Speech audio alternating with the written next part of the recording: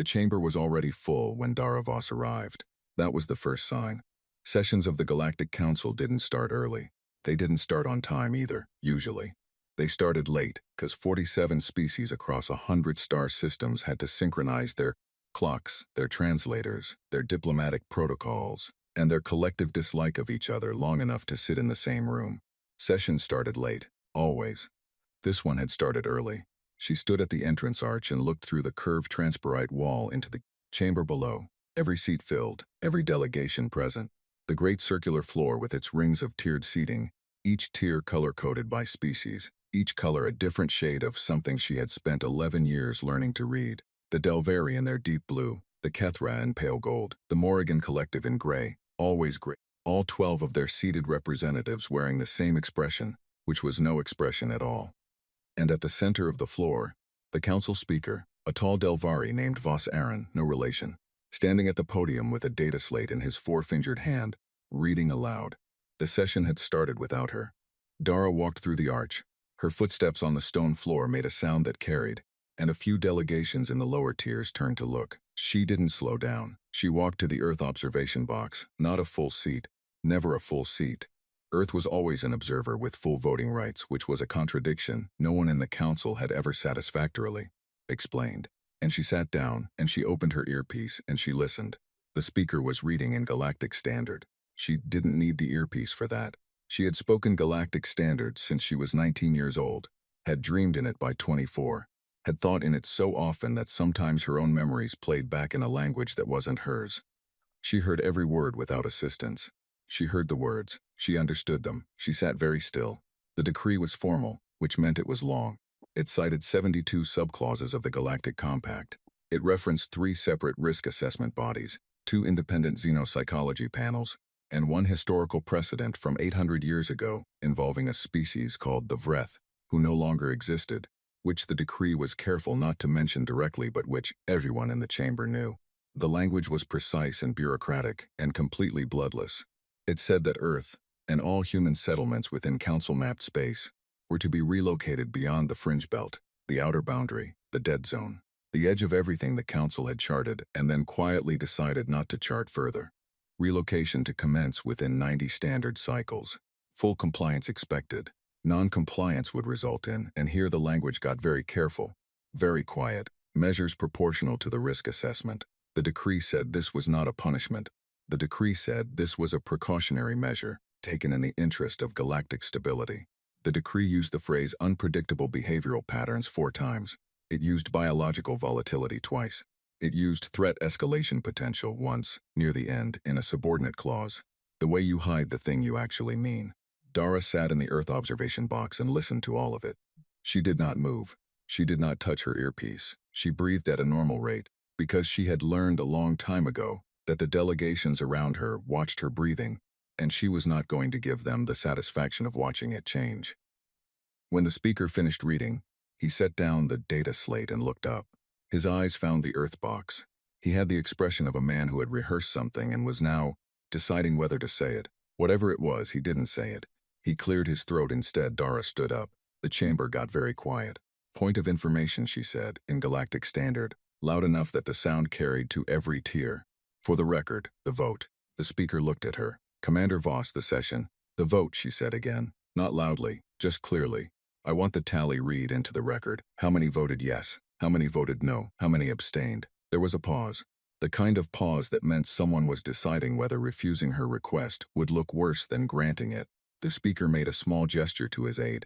The aide pulled something up on a secondary slate. 46 in favor, the aide read. 0 opposed. 1 abstention.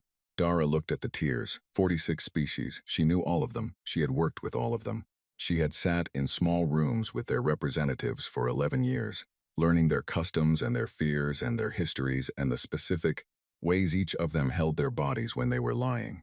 She had brokered the Keth-Ra border settlement. She had carried the Morrigan Medical Accord through 3 failed sessions by sheer refusal to leave the table. She had given the Delvari intelligence on a human weapons test program that her own government had told her not to share because she believed transparency was worth more than leverage. All 46 of them had voted yes. She looked at the abstention. The Veth delegation, 4 of them, in the highest tier, in seats that were slightly too large for their insectoid frames. Ancient. Older than any other species in the chamber, by a factor that made the word old feel insufficient. The Veth had been present at the founding of the Galactic Council 8,000 years ago, and they had contributed almost nothing to it since, which the Council tolerated because having the Veth present was considered a kind of legitimacy, a stamp from deep history that said this institution matters. The Veth abstained from everything, every vote, every resolution, every procedural motion. In 8,000 years of Council membership, they had never cast a vote in either direction. They had abstained today instead of voting yes, which meant, for the Veth, that this was the closest thing to a no they had ever produced. Dara looked at them for a moment. One of the 4 looked back, still as rock, dark compound eyes that caught the chamber light and held it. "Thank you," she said, to no one in particular. She walked to the exit. The chamber was absolutely silent. Her footsteps were the only sound, the same as when she came in, but different now in a way she could feel in her sternum. She got to the arch and stopped. She turned around. 47 species looked at her. "We built fire on purpose," she said. Then she left. The shuttle back to the Earth diplomatic station took 40 minutes. She spent 39 of them sitting in the co-pilot seat with her eyes open, and her hands flat on her knees, and her mind doing the thing it did. When she was working, not thinking, exactly, more like sorting, like a very fast and very cold librarian pulling files and placing them in order. 46 species, every one of them afraid of something specific. The Delvari were afraid of chaos. Humans were chaotic. They changed governments, changed directions, changed their minds in the middle of agreements. The Delvari had tried to work with that for 2 centuries and never stopped, finding it alarming. The Kethra were afraid of expansion. Humans expanded. It was the thing they did most naturally and most relentlessly. The Kethra had watched human settlements spread across 43 star systems in 200 years, and done the math on the next 200 and not liked the answer. The Morrigan Collective were afraid of. She had never been entirely sure what the Morrigan feared, but she knew they had voted yes, and she knew that the Morrigan never voted for anything they hadn't already decided was necessary, which meant they had decided this was necessary, which was the thing she kept returning to. She had thought they were different. She had thought that the medical accord meant something. She had thought. She stopped thinking about it. The librarian put the file down and stepped back. The shuttle docked. She went inside. Her office in the Earth diplomatic station was a small room with a desk and a wall of screens, and a window that looked out at a Delvari cityscape. Towers of pale stone, very old, very beautiful, built by people who found human architecture incoherent. She had looked at that cityscape for 11 years, and still found it lovely. She didn't know what to do with that. She sat at the desk and opened the Council's public archive. She pulled up the Fringe Belt file. It was a standard exploratory record, survey missions, sensor sweeps, the usual bureaucratic accumulation of data from expeditions that had gone out, and come back with readings that said, essentially, nothing is there, which was itself a strange thing to report about a region of space that size. Nothing took up that much room. Nothing didn't usually generate the kind of faint interference readings she could see buried in the appendices. If she went looking, and she was the kind of person who went looking, she went deeper, past the public files into the archived surveys, some of them centuries old. The older the file, the more redacted.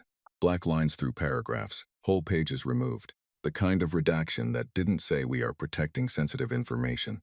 It said we decided a long time ago that you weren't going to see this. She worked through them patiently. 30 minutes. 40. The shuttle pilot knocked on the frame of the open door and told her that the Earth Consul General wanted a briefing. She said she'd be 20 minutes. The pilot nodded and left. She kept reading.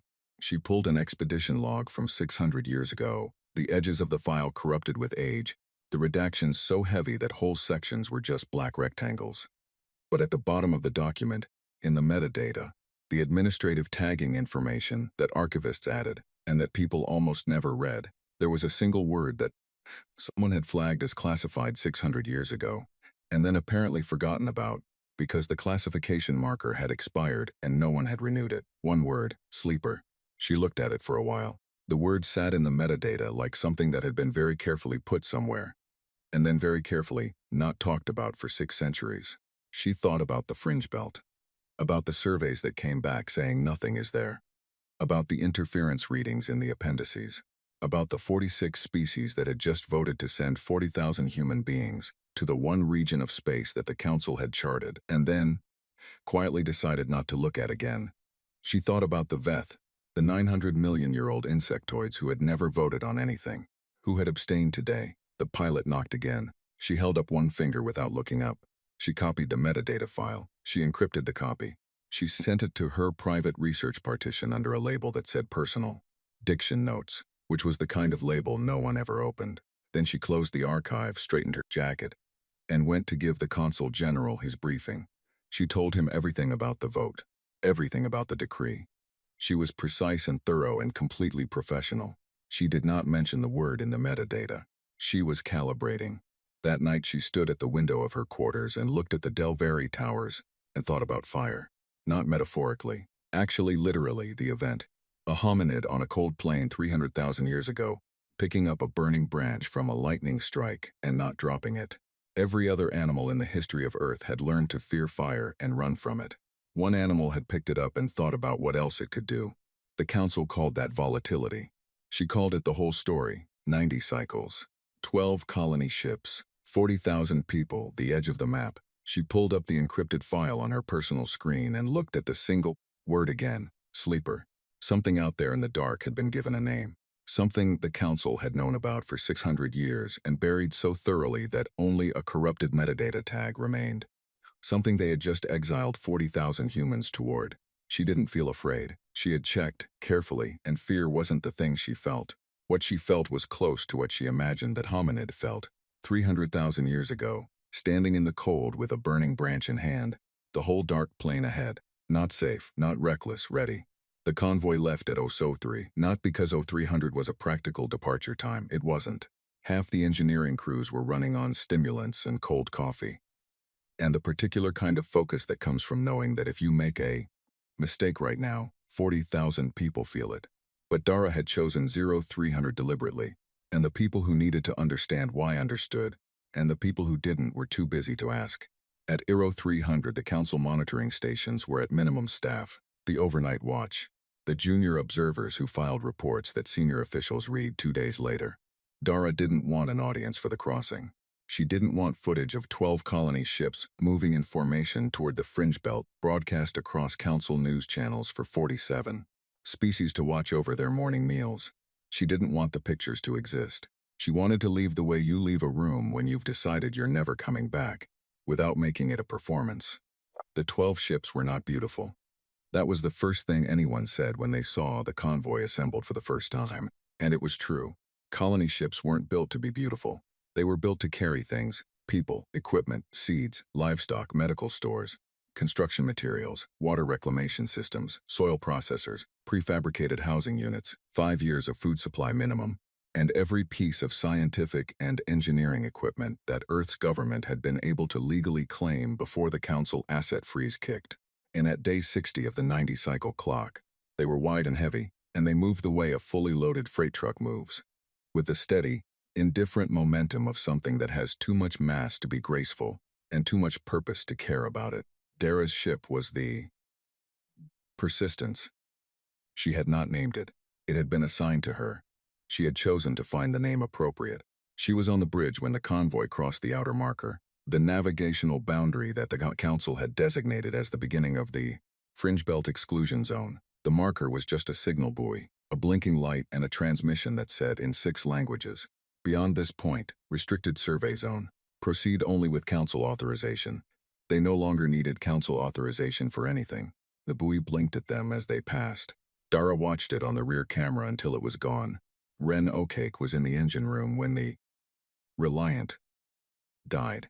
He felt it before he heard it, a change in the convoy's communication frequency, a specific quality of silence that his 11 years of engineering told him was not a system's pause but a system's stop. He was already moving toward his console when the alert came through. Reliant, 7th ship in the convoy formation, had experienced a complete power failure, not a cascade, not a gradual drop, a full stop, the way a heart stops, everything running, and then nothing running, and in between those two states, nothing but the instant of transition. He pulled up the diagnostic feed. Reliant. Systems were dark, all of them. Life support on emergency battery, which gave them 6 hours at full crew capacity, FTL offline, sublight offline, navigation offline. The ship was sitting in the middle of the fringe belt like a stone dropped in water, going nowhere. He opened a channel to the bridge. Commander, Reliant, is dead in space. Complete power failure, cause unknown. 6 hours on emergency battery. A pause, short. The kind of pause that meant someone was doing the same math he had just done and arriving at the same answer, which was that there was no good answer, only a least bad one. Options, Dara said. We can't tow it, he said. Not with standard equipment. Our tow cables aren't rated for a ship that size at full mass. He was already pulling up secondary schematics.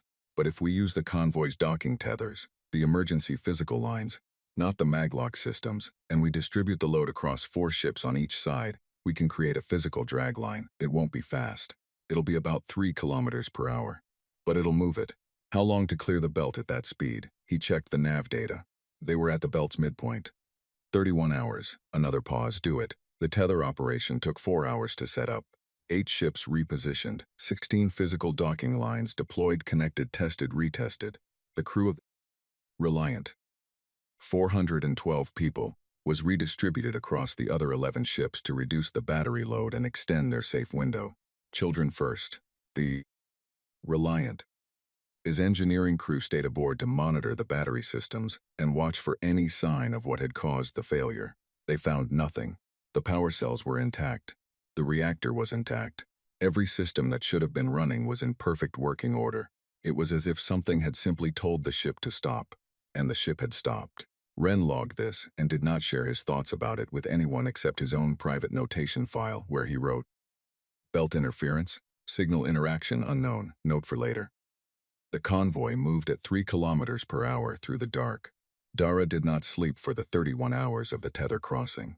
She did not make an announcement about this or draw attention to it. She simply did not go to her bunk. She moved between the bridge and the engineering bay and the small communications room at the rear of the Persistence, where she had set up her personal research station, and she drank coffee that was bad even by colony ship standards, and she kept her face arranged in the expression she had spent a career perfecting. Attentive, calm, slightly unimpressed, the face of someone who has seen worse and expects to see worse again and is fine with that. At hour 11, a junior navigation officer named Sarah asked Dara if she was scared. Sarah was 23 years old. She had been assigned to the Exiled convoy 6 weeks before departure, because she had requested the assignment, which meant she was either very brave or very young, and Dara suspected the answer was both. She asked the question directly, with the particular honesty of someone who hadn't yet learned to bury direct questions under professional language. Dara looked at her for a moment. "No," she said, "I'm calibrating." Sarah nodded slowly, the way people nod when they don't entirely understand an answer but can tell it's a real one. She turned back to her console. Dara went back to the communications room. At hour 19, Wren found the signal.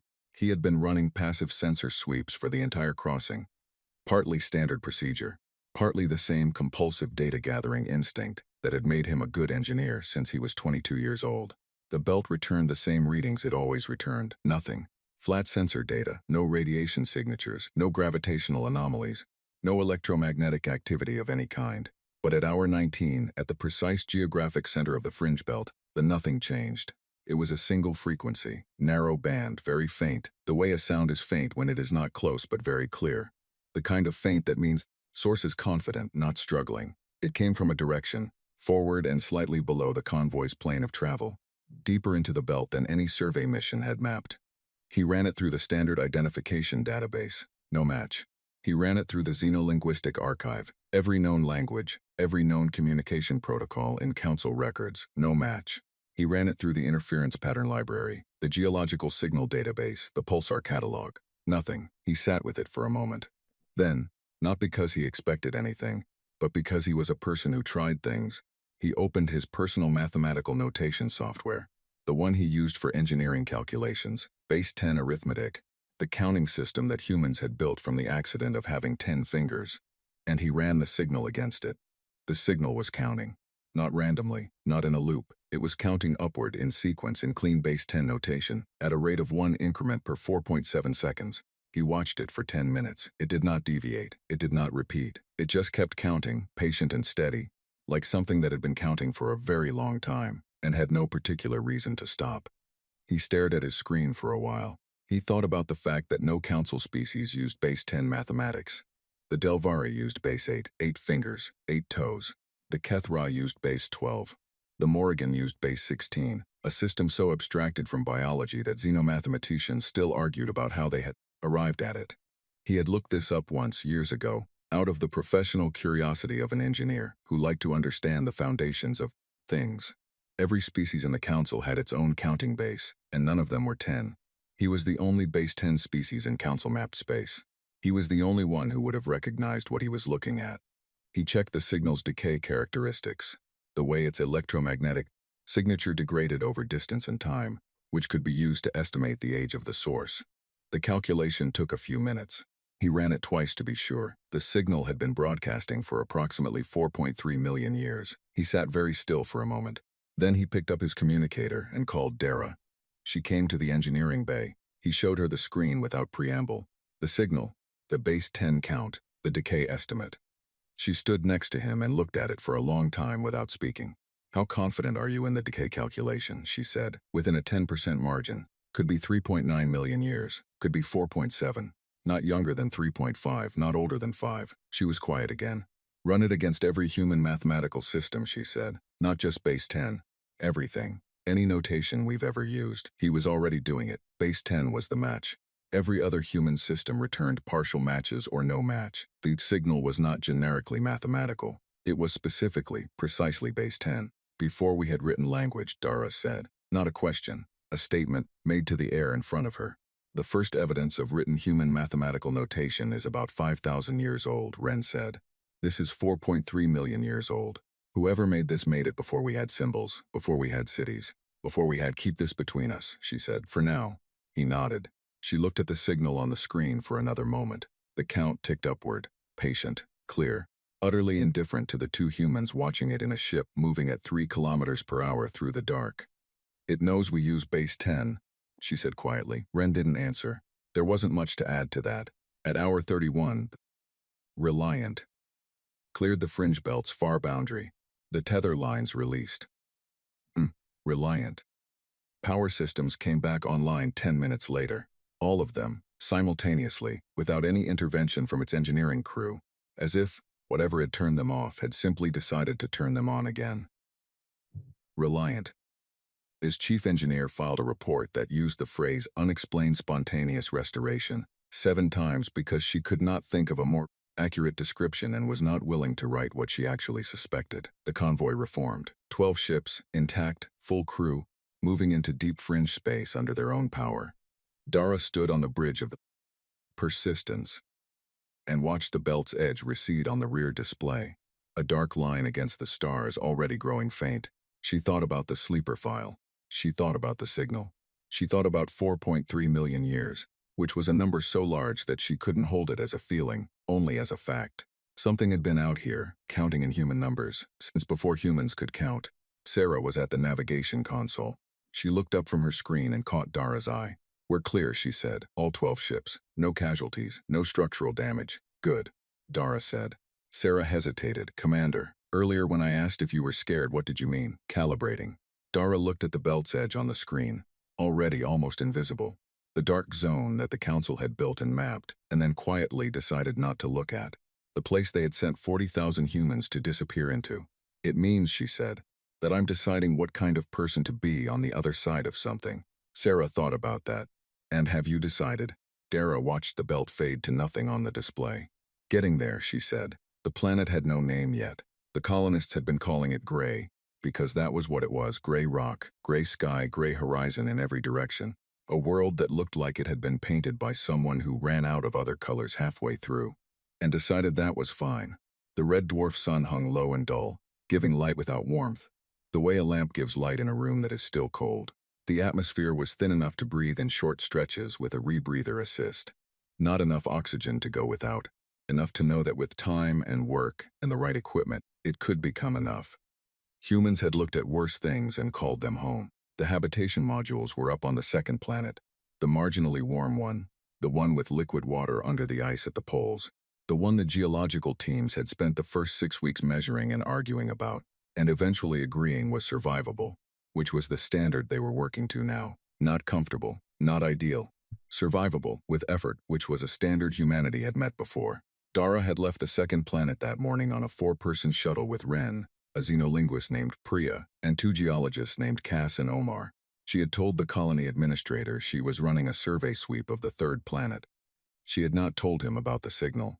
She had not told him about the mathematical notation or the decay estimate or the word buried in a 600-year-old metadata file. She was still calibrating. The third planet was the dead one. Temperature at the surface, negative 190 degrees Celsius. Atmosphere, frozen nitrogen, trace argon, nothing useful, no liquid water, no geological activity, no magnetic field to speak of. The survey drones had flicked on day 1 as a long-term terraforming candidate, possible in 2 or 3 generations with the right equipment, and set it aside. Nothing to do there yet, nothing to find, except the signal was coming from there. Ren had narrowed the source coordinates over the 3 months since the crossing. The signal was steady, always from the same point, always the same base 10 count ticking upward at 4.7-second intervals. He had triangulated it to within 100 meters. The source was underground. The shuttle set down in a flat basin of gray rock. The surface was perfectly still. No wind, no movement, just the faint creak of the hull cooling in the extreme cold. They suited up in full thermal gear and stepped out and stood for a moment looking at nothing. Cheerful, Priya said, through the suit communicator. Survey teams have found worse, Omar said. Survey teams have found nothing, Cass said. That's literally what all the survey reports say. Nothing here. Dara was already moving toward the signal source coordinates on her suit display. Follow me. They found the first cut mark 12 minutes into the walk. Cass almost missed it. She was looking at the ground composition, standard geological habit, always watching what you're walking on, and she stopped and crouched and looked at a section of rock face that jutted up from the basin floor at a low angle. She looked at it for a moment without speaking. This rock has been cut, she said. Everyone stopped. She ran her gloved hand along the edge. The cut was clean, not fractured, not eroded, not shaped by any geological process she recognized. It was a straight line in the rock, precise, deliberate, the kind of line that required a tool and an intention. How old? Dara asked. Cass shook her head. I'd need lab analysis for a precise date. But the weathering pattern. She looked at the surface more carefully. Millions of years. This is not recent. They followed the cut line. It led to another, and another. The cuts formed a border, the edge of something that had been built here, or rather, cut into the rock here, the way you cut a door frame before you put a door in it. The frame was large, more than large enough for a human being to walk through. The cuts are sized for us, Ren said quietly. Nobody answered that. The frame led down, a ramp, cut into the rock at a gentle angle, wide enough for 4 people to walk side by side. They descended. The temperature dropped further, which should not have been possible, underground, away from the surface cold, but it did. Then 20 meters down it stopped dropping, and then slowly it began to rise. At 40 meters, it was almost comfortable. Dara noticed this without commenting on it. She filed it in the part of her mind where she was keeping all the things she did not yet have words for. The structure at the bottom of the ramp was the size of a city block. That was the only scale that made sense. It filled the underground space, a space that had clearly been excavated deliberately. The ceiling cut as cleanly as the walls, the floor flat and smooth and covered in a material that was not rock and not any metal or composite she recognized. The material had a faint warmth to it, not heat source warmth, more like the warmth of something that had been in use recently, except that made no sense at all. The structure itself was sealed. One large entrance, circular, the door made of the same unrecognized material as the floor, set flush with the wall so that the seam was almost invisible. No hinges, no visible mechanism, no lock that she could identify, just the door, and on the door, etched into the surface in lines so precise they might have been made that morning, a sequence of numbers. Ren walked up to it. He looked at the sequence for about 30 seconds. Then he made a small sound that was not quite a laugh. It's a question, he said. What's the question? Priya asked. It's a mathematical proof, incomplete. It states the first 8 steps and leaves the 9th blank. He tilted his head. It's not hard. It's the kind of problem a second-year engineering student could solve in their sleep. The answer is. He thought for half a second. The answer is 47. 47, Dara said. He nodded. She thought about 47 for a moment, and what the number meant in another context, and then she put that away. Can you enter the answer? He looked at the door, ran his gloved hand over the surface near the number sequence. The material responded, a faint change in warmth under his hand, a slight brightening of the etched lines. It's touch-sensitive, he said. He thought for a moment, then pressed his fingers to the surface in the sequence of 4 and 7. Nothing happened. He tried it differently, traced the numeral shapes directly on the surface. The lines brightened further. He finished tracing, stepped back. The door opened. It didn't slide or swing. It dissolved, the material becoming briefly translucent and then simply absent, pulled into the wall the way a breath is pulled into a chest. One moment a door, the next an open entrance. Warm air came out, not cold, not the frozen nothing of the planet's surface. Warm, with a quality she couldn't name immediately and then could. It was the quality of air in a room that has been ventilated and maintained, air that had been managed, kept at a specific condition. For how long, she didn't want to calculate yet. They went in. The archives were everywhere, floor to ceiling, wall to wall, every surface covered in storage material. The same warm composite as the floor and door, shaped into units the size of large books, each unit faintly lit from within. There were thousands of them, tens of thousands. The room they entered first was the size of a warehouse, and it led to another, and another, corridors branching off in a pattern that Ren, after a minute of looking, said reminded him of a library, which was exactly what it reminded Dara of too. Priya was already moving along the shelves, not touching, reading the surfaces. She had her scanner out. She was the xenolinguist. It was her job to look at unknown things and try to understand them, and she was doing it with the focused intensity of someone who had been waiting for this, without knowing she was waiting for it. The labeling system is mathematical, she said, not linguistic. Numbers and symbols, consistent notation, base 10. Of course it was. Cass called from deeper in the first room. Come look at this. They went to her. She was standing in front of a section of the shelf units that were different from the others. Larger, the internal light brighter, the material slightly different in texture. She had her scanner on one of them, and was reading the output with an expression that people use when the data they are receiving is not the data they expected to receive. These are records of Earth, she said. Silence. Geological records, she said. I recognize the mineral signatures. These are core samples, stored data from core samples, from Earth, pre-human Earth, ocean composition, atmospheric records. She moved along the section slowly. Ice Age data, volcanic records, biological markers. She stopped. There are records here of early hominids.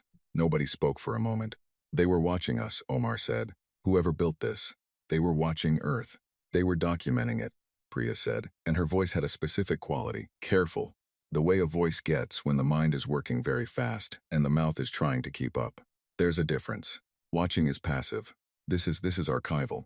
This is the work of someone who expected the records to be used later. Used by who? Omar said.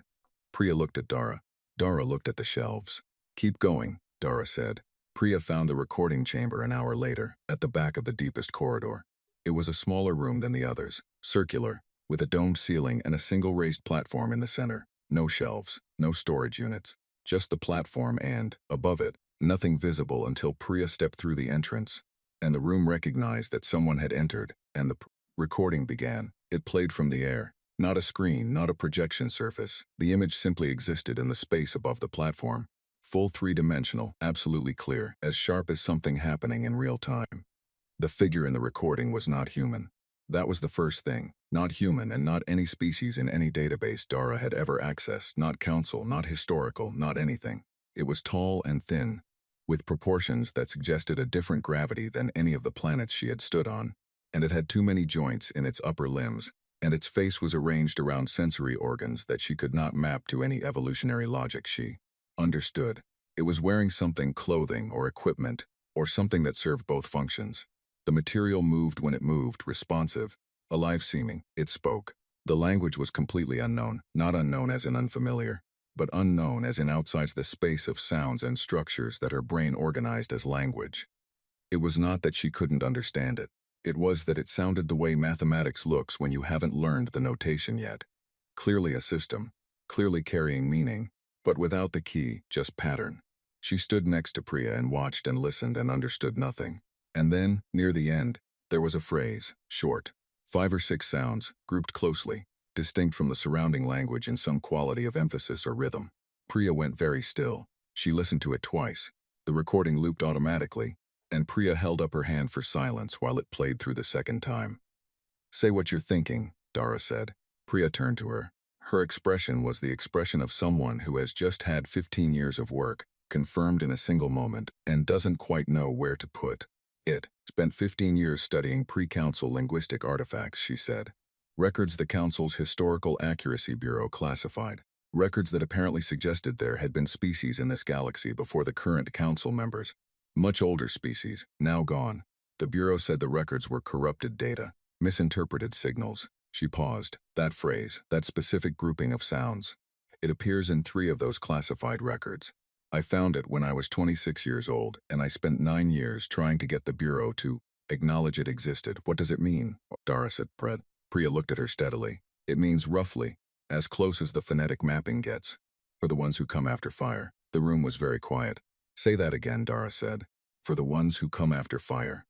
Dara stood in the middle of a room built 4 million years ago by a species that no longer existed and looked at the recording of a being she couldn't name speaking a language she couldn't understand. And she heard that phrase, and something in her chest did a thing that wasn't quite grief, and wasn't quite wonder, and was somewhere in the narrow country between the two. The recording had been made for them, not for humans generally, not for any species with 10 fingers, but for the specific humans who would arrive here, having been pushed out of every place they had been permitted to exist. The ones who come after fire. She thought about Sarah, on the bridge of the Persistence, asking if she was scared. She thought about the colony on the second planet, the gray habitation modules in the gray landscape. 40,000 people building something out of nothing because there was no other option. She thought about 46 species in a chamber, voting yes. Then the structure powered up, not the recording, not the archive lights, everything. Every sealed room opened. Every corridor lit up simultaneously. Every storage unit brightened from faint to full.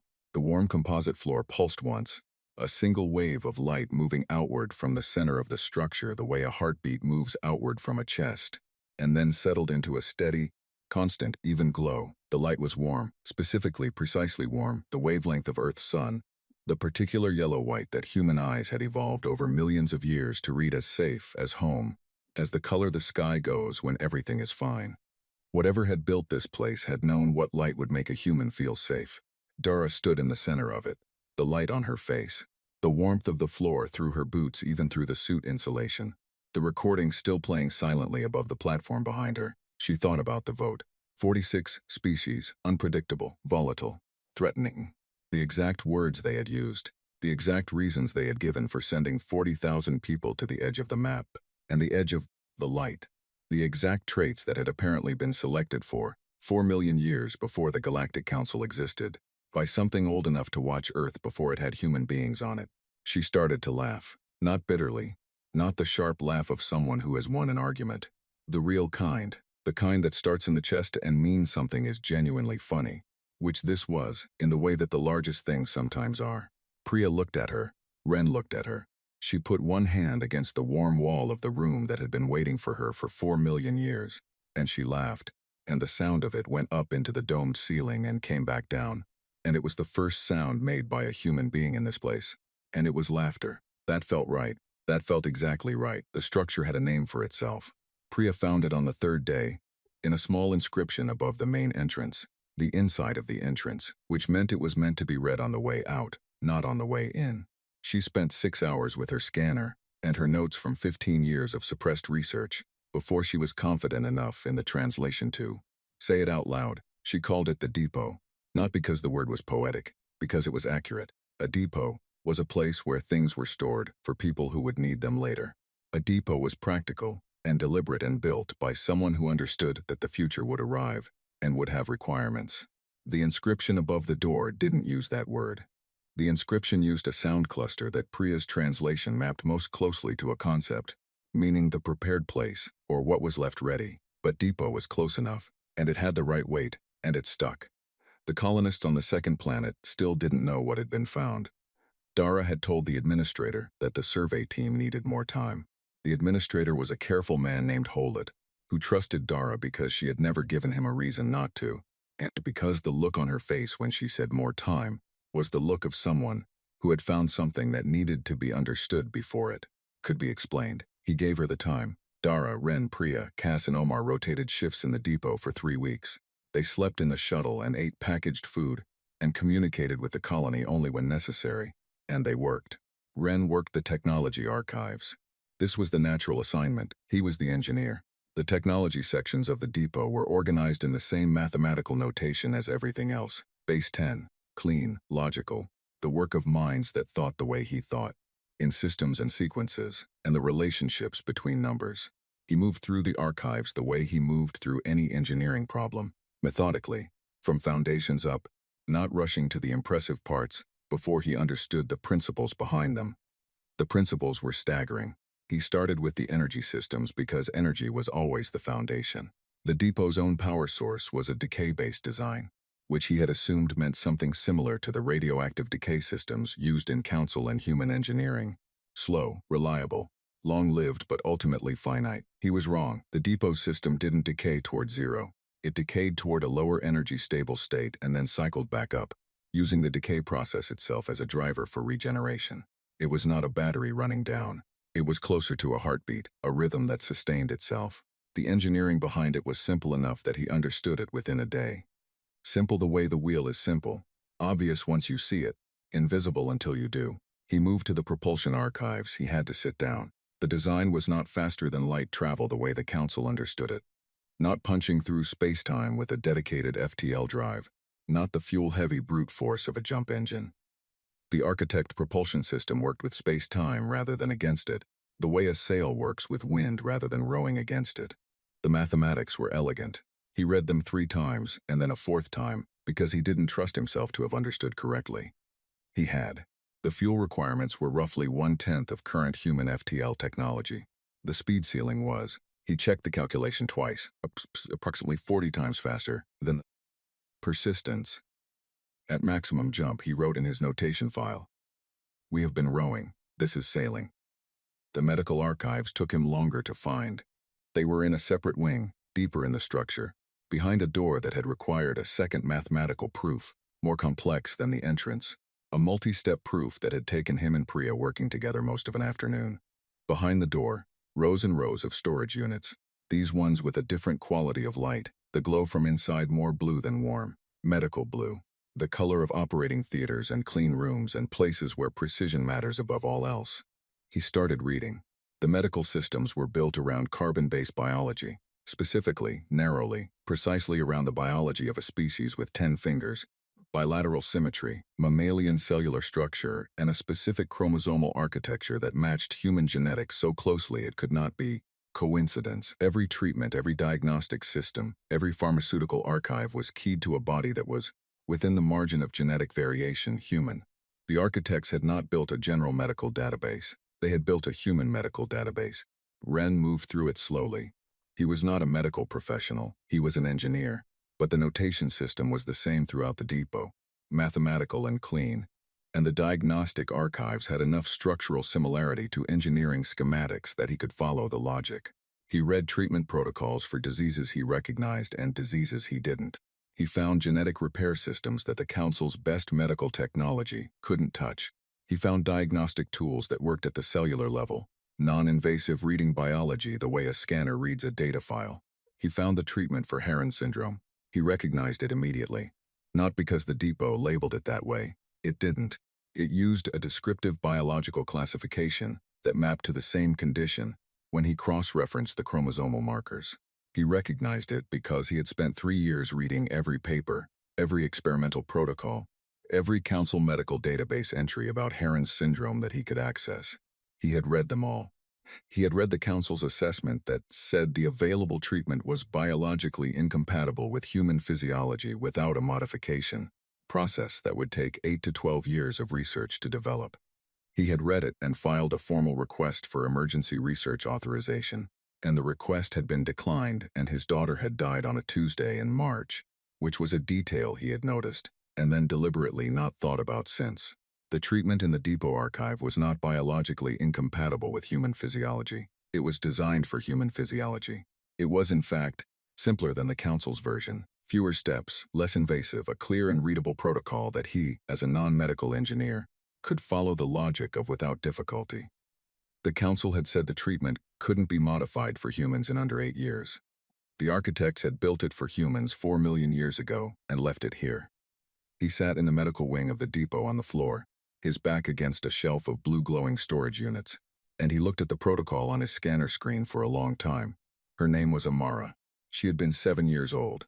She had liked the color orange and a particular series of animated films about a small robot who wanted to be an explorer, and she had been, in the specific way of children who are ill for a long time, Very good at being patient. She had not complained. He had found that harder to bear than if she had. The file on the screen was useless to him. She had been dead for 3 years. There was nothing here for him. There was nothing in any archive, in any structure, anywhere in the galaxy that was useful to him now in the specific way he needed it to be. He saved the file. He tagged it in his system under a label that said priority, immediate distribution, and added every human medical facility in the colony to the distribution list. He saved the full archive section, all of it, every treatment protocol he had read and dozens he hadn't gotten to yet. He sat on the floor for a while longer. The blue light of the storage units was steady and even and indifferent, the way light is when it doesn't know what it's illuminating. Then he got up, and he went back to the propulsion archives, because there was work to do. Priya worked the historical records and the language archives, which were both enormous and deeply connected. History stored through language, language explained through history. The two things wound around each other the way they always are when a civilization is trying to tell you who it was. The architect's own history, as far as she could reconstruct it, was incomplete in the places she most wanted it to be complete. They were old, not just older than the Council species, older than the galaxy's current stellar generation, which meant they had originated somewhere else entirely, and traveled here from outside the Milky Way, which was a concept she wrote in her notes, and then drew a box around and labeled process later. They were not a biological species in the way she understood biological. They had been once, but what they had become by the time they built the depot was something in between physical existence and something she had no clean word for. Not uploaded, not digital. Something older than those concepts. They had traveled through this region of space 3 million years ago, and they had found Earth. They had watched it she couldn't pin the duration. The records were unclear, long enough to understand what was there, long enough to run the calculations forward, long enough to decide that what was coming deserved to be prepared for. And then they had left. Not died. Left. The records gave no destination. What they left behind was the depot and a chain of other stations. She found references to multiple locations. The same mathematical pattern of placement that Wren had noticed in the signal data, spread across the deep fringe in a configuration that matched human expansion modeling. So precisely it made her hands unsteady when she mapped it. They had predicted where humanity would go. Not in vague terms, in specific coordinates. She found the section on the fringe belt on the 4th day. She read it carefully, twice, making sure her translation was right. Then she went to find Dara. Dara was in the Central Archive, working through the diplomatic and political records, or what she interpreted as diplomatic and political records, the sections dealing with interaction between species, the protocols of contact and communication. She looked up when Priya came in. Priya sat down across from her and put her scanner on the table between them with the translation open on the screen. Dara read it. She read it again. The belt was not a natural phenomenon. The architects had constructed it, not the rocks, not the gravitational structure, but the silence. The specific electromagnetic null zone that made every sensor return nothing, that caused systems failures in ships that lingered too long at the midpoint, that the Council had surveyed and resurveyed for centuries and never been able to explain. The architects had built the silence deliberately, as a filter, a waiting room with a test on the door. The test was the mathematics, base 10. The architects had calculated that only a species with 10-digit biological origin, fingers, the counting of fingers, the most fundamental human act of quantification, would naturally develop base 10 mathematics. Every other species would arrive at the belt, find the silence, find the signal, run it against their own mathematical systems, get no match, and leave. The belt would mean nothing to them. A base 10 species would find the signal and recognize it the way Wren had recognized it. Not as an alien transmission, but as counting. As something familiar in a place where nothing should be familiar. The belt had been waiting for humanity for 4.3 million years. Every other species that had mapped it and filed reports that said nothing had been telling the literal truth. For them, there was nothing there. The door didn't exist for species that couldn't read the question. The Council has been flying past this for 8,000 years, Dara said. Longer, Priya said. The Veth have been members since the founding. 900 million years. They've known about the belt the whole time. Dara looked at her. The Veth know, Priya said. The records reference them. Not by name, by biological classification, and when I cross-referenced it I had to check 3 times. But the match is solid. The architects knew the Veth. They interacted briefly before the architects left. They told the Veth what the belt was for. She paused. They told them to wait. The room was quiet. 900 million years, Dara said slowly. The Veth have been waiting for us for 900 million years. They voted no on the exile, Priya said. Not because they disagreed with the council, because they knew what the exile would do. Dara sat with that for a moment. The Veth, in their two large seats in the highest tier of the council chamber, compound eyes catching the light, the only dissenting vote in 8,000 years of membership. One of the four had looked at her when she looked back. It hadn't been sympathy. It had been patience. The deep, specific patience of something that had been waiting a very long time for a sequence of events to complete itself. She stood up. How long until Ren can tell me the propulsion systems are operational? Priya blinked. You'd have to ask Ren. But operational on what scale? For the shuttle? For 40 ships, Dara said. Priya stared at her. The council exiled 40,000 people, Dara said. She picked up her scanner and her notes. Her voice was even the way it was even when she was thinking fastest. I want to go back with 4 million. She walked out of the archive room into the corridor, her footsteps steady on the warm composite floor, the earth sunlight falling on her. From above, the whole vast prepared weight of 4 million years of patience at her back. Priya sat alone in the room for a moment. Then she picked up her scanner and went back to work. 3 years and 8 months after the exile, the fleet left the Red Dwarf system at 0300. Dara had chosen the time again. Some habits were worth keeping. The 12 colony ships were gone. Not lost, not abandoned, taken apart with care and purpose. Their hulls and frames and internal components stripped and fed into construction yards that had been running 20 hours a day for 2.5 years. In their place stood 40 vessels that had no name in any council catalog, no classification in any military database, no parallel in any design archive that any species currently alive had access to. They were built from architects' schematics, the propulsion designs, the energy systems, the material science, translated by Ren and his engineering teams into something that human hands could actually build, human minds could actually operate, human bodies could actually crew. They were not beautiful either. Ren had said, early in the construction process, that they didn't need to be beautiful. They needed to be right. They were right. They were the most right things humanity had ever built, and they moved through space the way the architect's schematics promised they would move, not punching through, not forcing anything, just going, the way water goes downhill, with the calm momentum of something working with the universe, rather than against it. 40,000 people had arrived in the fringe belt, on 12 heavy colony ships crawling at standard FTL speed. 40,000 people were leaving in 40 ships that made standard FTL look like walking. They crossed the fringe belt in 4 hours, the same crossing that had taken 31 hours of tether dragging and emergency battery management and cold coffee, and Dara not sleeping.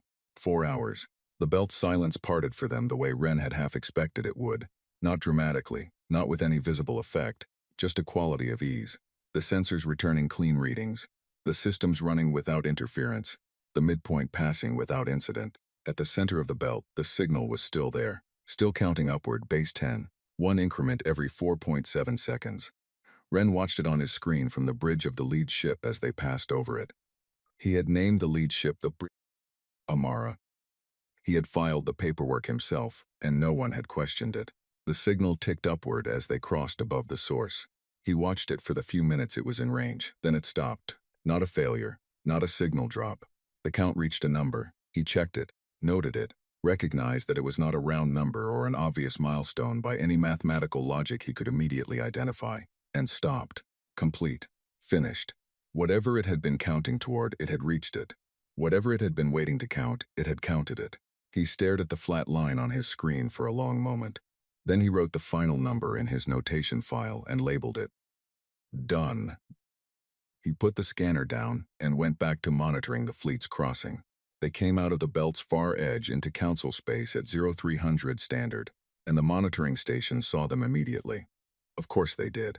40 ships moving at a speed that no council species could produce, appearing from the direction of the fringe belt, the dead zone, the exile zone, the place that 40,000 humans had been sent to disappear into 4 years ago. The monitoring stations lit up. Automated alerts fired across a dozen communication networks. By the time Dara opened the channel, the council's emergency session was already convening.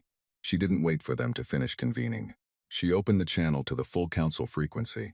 Every species, every station, every diplomatic terminal that received council broadcasts. And she spoke. She didn't announce herself. She didn't use her title or her rank or the formal opening protocol that council communications required. She just spoke, in Galactic Standard, in the same clear voice she had used in the council chamber 4 years ago, when she had read her own exile decree back to the species that had written it. "This is Commander Dara Voss, representing Earth and her settlements. We've come back. We'd like to talk." She closed the channel, waited. The response came after 11 minutes. 11 minutes was a long time for a council emergency broadcast. It meant someone had been making decisions about what to say. The voice that came back was the council speakers. The Delvari, Vossaren, the same one who had read the Exiled decree while she sat in the observation box. He sounded, she thought, like a man who had rehearsed several different openings and discarded all of them. "Commander Voss, you are in violation of Exile Decree 77 Alpha. The terms of the decree you are required to stand down and prepare for." She closed the channel. The asteroid belt had been a problem for 60 years. It occupied a corridor between 3 inhabited systems, 2 Kethra, 1 Delvari, and it was slowly, incrementally, through the standard drift of orbital mechanics, moving in a direction that would eventually threaten all 3. Eventually was a flexible word. Some calculations said 200 years. Some said 400. The council had been arguing about the discrepancy for 6 decades and had produced in that time 4 independent assessments, 2 contested resolution frameworks, and no action. Wren had identified it from the depot's astronomical records 3 months ago. He had run the architect terraforming array calculations against it in his spare time, which was the kind of thing he did in his spare time. The math was clean, the operation was straightforward. The array on one of the 40 ships was more than sufficient. He activated it now, on Dara's signal.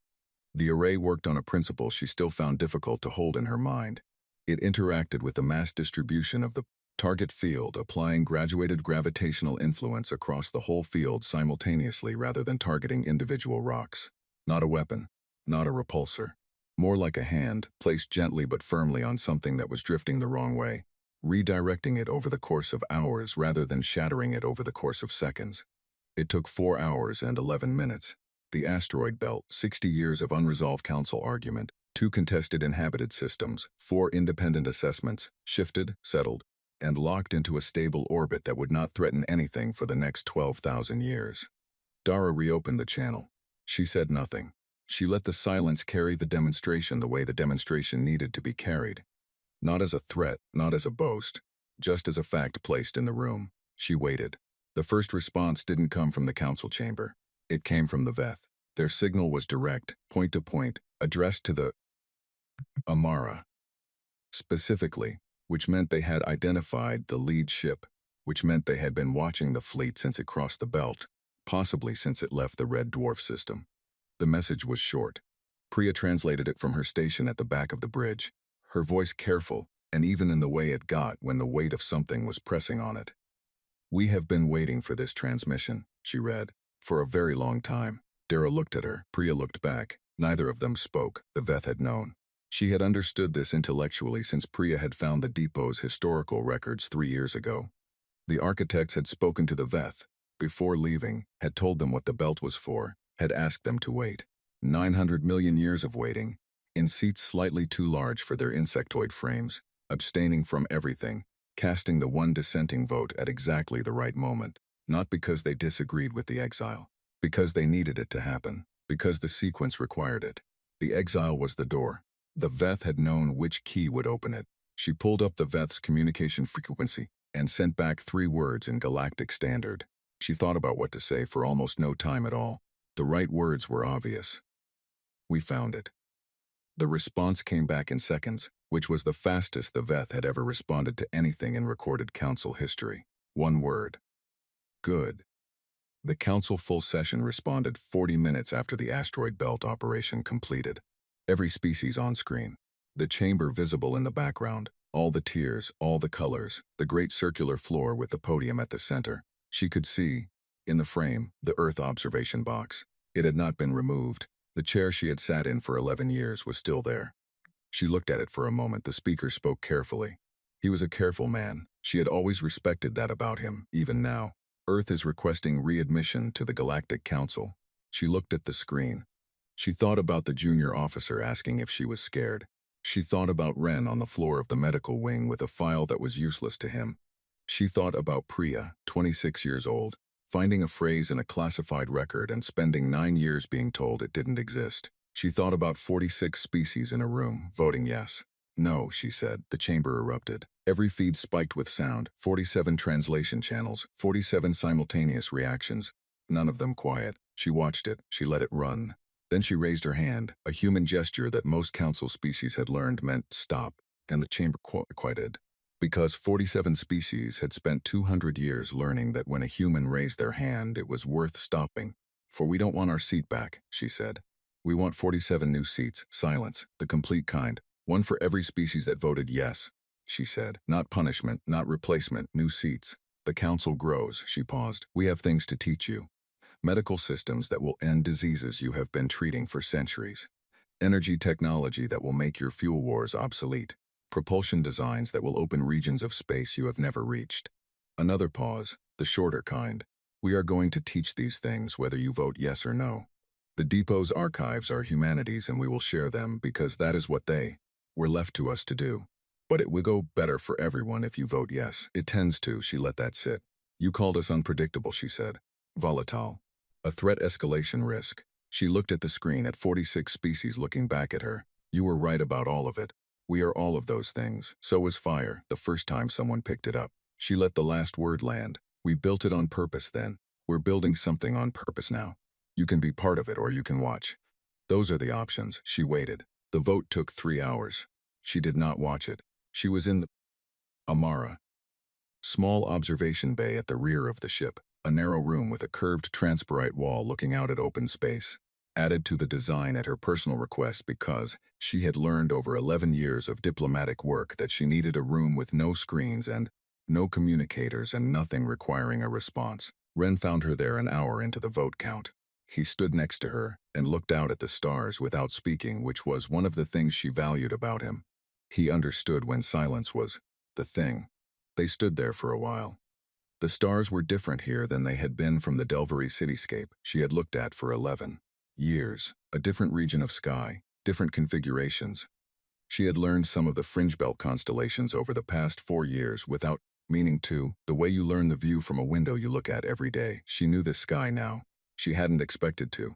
The signal stopped, Ren said. When we crossed the belt, I know, Sarah told me. It counted for 4.3 million years and stopped when we came back through, yes. He was quiet for a moment. Whatever it was counting us, wasn't it? The time, the distance, from when they built it to when we finally did what they built it for. She thought about that. The patience of the number. 4 million years of a single sequence ticking upward, waiting for the thing it was measuring to complete itself. I think so, she said. He nodded, looked out at the stars. What do you think happened to them, he said, the architects, where they went? She had thought about this. She had thought about it in the depot, and on the shuttle back to the second planet, and in the construction yards, and in the long quiet hours of the 3-year build.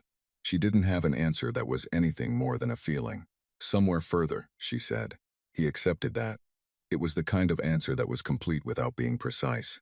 The communicator on the wall chimed. She looked at it. The vote count was complete. Every species had voted yes. The final tally, she had asked for the full breakdown this time, not just the summary, showed yes votes ranging from immediate to reluctant to barely, but yes, everyone. Even the Morrigan Collective, whose yes vote she had not expected and did not entirely trust and would spend a long time watching. Even the 3 Kethra factions that had always been the most vocal about human expansion. Yes, the Veth had not voted. They never voted.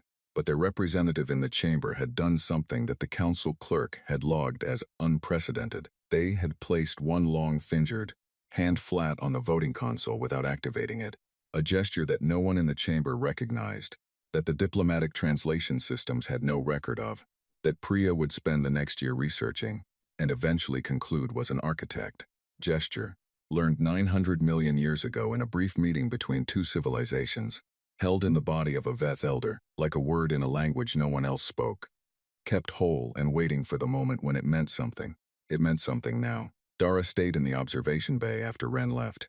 She looked at the stars for a long time. Behind her, the Amara was full of noise, crew responding to the vote result, communication channels opening across the fleet, the low-organized sound of 40,000 people beginning to understand what had just happened and what it meant. The sound was good. It was the sound of things starting. She looked back, toward the fringe belt, a faint dark line at the edge of sensor range, already almost invisible at this distance. The place that 47 species had sent them to disappear. The place that had been waiting for them for 4 million years, with its doors open and its lights set to the color of home. She thought about the architects, the ones who had stood here or somewhere like here, in whatever form they had existed in at that point in their unimaginable history, and looked at Earth and run the calculation forward and decided that what was coming was worth preparing for, worth the stations, worth the belt, worth asking the Veth to wait. They had seen humanity before humanity had words. They had seen the fire. She put her hand on the transparent wall. The material was faintly warm the way all architect-derived materials were warm. The residual property of systems designed to be hospitable to a specific kind of biology, built into the substance of the thing at a level below engineering, almost like instinct. They had built this for the ones who come after fire. She was standing in it. Ren's voice came over the communicator, gentle. "They're asking for you on the main bridge. The council speaker wants to begin the formal seat negotiations." She looked at the belt one more time. The dark line, the waiting place. The door that had been open for 4 million years, and that she had walked through, and that was now behind her. "Tell him we'll start tomorrow," she said. "Tonight the crew eats together." A pause. She could hear Ren smiling through it. Not a sound exactly, just a quality of silence. "Yes, Commander." She stayed at the window a little longer. The stars ahead were thick and close and unnamed, the deep fringe that no one had charted, and that 40 ships moving at architect speeds could reach in hours, days, weeks. Distances that had been impossible now simply waiting. The way distances wait when the right technology exists to cross them. The Council had 47 new seats to fill, and 47 species to reorganize and centuries of assumptions to begin revising. Humanity had an archive 4 million years deep in the stars ahead. She took her hand off the wall. She went to have dinner with her crew.